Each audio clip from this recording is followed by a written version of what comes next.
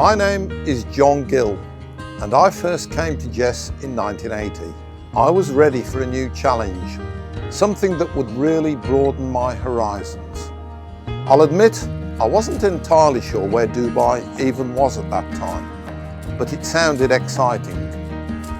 Obviously, the terms and conditions and tax-free salary was a factor too, since I could barely afford 50 pence for the electric meter in the flat I was renting. At my interview in London, Rita Blue made a strong impression straight away. I remember thinking, I want to work for her.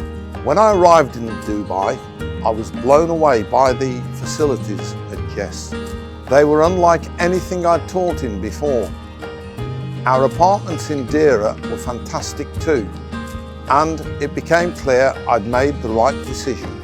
That first week was a whirlwind, but the staff were incredibly welcoming, and my class of just 17 students felt like an absolute luxury. I have so many memories from my time here, but the standout ones are the early residential trips. In 1980, Sue Place and I took the very first trip to Sri Lanka. Later trips took me to Hong Kong, Kashmir and New Delhi, where we even managed to secure an audience with Prime Minister Indira Gandhi, because one of my pupils was the great-nephew of the Indian Foreign Secretary. When we arrived in New Delhi, we were escorted off the plane and we were treated like royalty. Garlands of flowers around our necks, and we were whisked off to the government house, where we spent a wonderful 2 hours with the Prime Minister. Professionally, JESS opened my eyes to a much broader world of teaching. I had a great 4 years here, and to this day, I'm not sure if I made the right decision at the time to leave.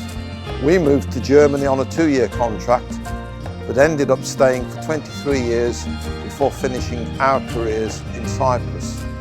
But stepping onto the JESS campus again 42 years later feels incredibly special, as the school celebrates 50 remarkable years. If I were to describe JESS in one word, it would be wonderful.